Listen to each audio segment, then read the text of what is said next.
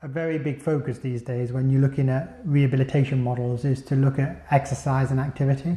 In the past, we've kind of ignored this, and we're waking up to the fact that we should be encouraging patients to do more.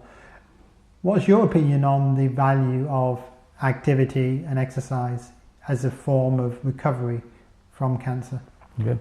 I mean, I swam regularly, probably 3 or 4 times a week before I had the surgery, and even though I was a smoker, I was actually quite fit.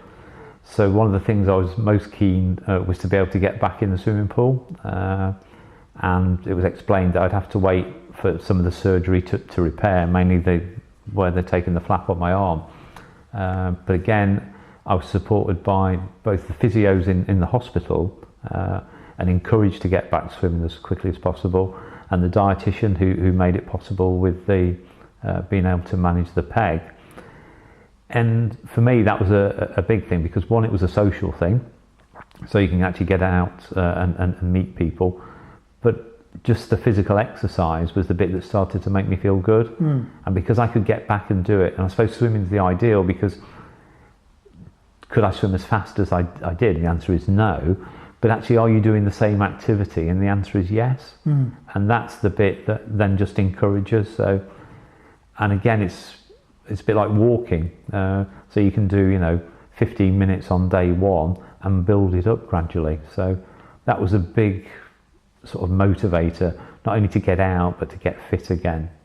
Is there a temptation when you know your function is really reduced because of what you've been through to say, oh, I can't face it, I can't do it because it's so much lower than my maximum? Yeah, I mean, there's that bit that you think, actually, what's the point? I'm never going to get back to where I am. But it's about, sadly, getting back into a routine of doing it. And for me, and I suppose when you can't eat, your day doesn't have a lot of structure, because you tend to think around breakfast, lunch and dinner. But actually, to go swimming at 10 o'clock at least provided one thing of structure in the day. Yes, that's very interesting. That was a real motivator. So you can build that into your daily routine. Yeah. But more than that, of course, in the vast majority of cases, people will improve from that low baseline. Yeah. So even though it's tempting to think, oh, it's hardly worth it, my function's so reduced, the point is that's how it is today. And if you press on, you're likely to improve and improve. Yeah. And for me, actually getting physically fit again meant I could get back to work quicker. Yeah. And if I could get back to work quicker, then, see people I work with, and it's the whole social thing, isn't it? So it's one thing to enable another all the way through. So. And what did you notice about the steps of improvement that you took? How much did you improve with time? I suppose that you notice it, that's the first thing. Because if you're doing exercise regularly, you just do it and you maintain a level. Again, for me, swimming was really good, because you could quickly progress from doing 10 lengths today to 12 lengths to 14 lengths, and it was really easy to measure that progression. And because you can measure it, your head tells you I'm getting better, and that's it's one of the signs. So it's just, for me, it was just the same as them being able to eat. So I can only eat soup, but I can now eat soup with bread. I can now eat meat. I can eat vegetables.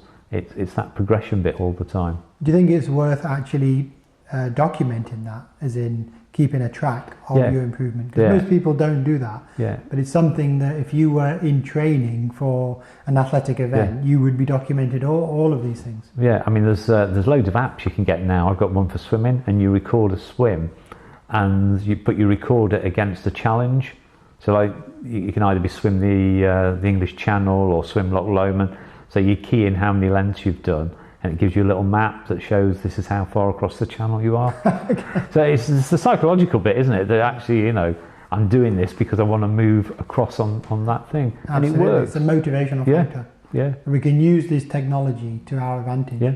But just simply recording it can give you a clearer sense of how much you improve. And you mentioned something valuable in there, that you noticed a definite effect of exercise on your mood, on your well-being. Yeah. Would you say would you go as far as to say that without the exercise you'd feel definitely worse, you'd struggle?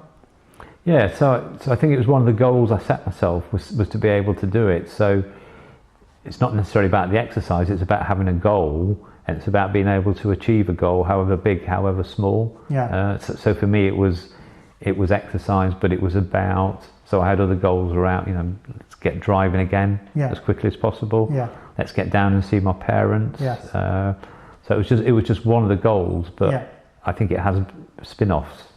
And along those lines, I was going to ask you, okay, we're talking about exercise, which sounds to some people like a high bar, you know, to start doing something on the treadmill or in the swimming pool, but could the same apply to just activity? So for example, in your case, did you set yourself little goals even in that immediate recovery period after the operation? So just in terms of being able to do things, so it was to be able to go out, so that was the first one, to be able to walk to the doctors for them to sort of check the dressings. So a really interesting one, because I had all these Forticips, you get the massive packs from the chemist, and so to start with, the assistant had to carry them to the car, and that felt really, you know, you felt a bit like an invalid because you couldn't carry a box to the car. So actually to think, right, I want to be in a position where in 4 weeks' time when I go for the next prescription, I can do that myself. And the team and the chemists were brilliant because they acknowledged that. They said, oh, you can do it yourself now, you know, So it is about just having those little goals, those little milestones that motivate you to get on to the next bit.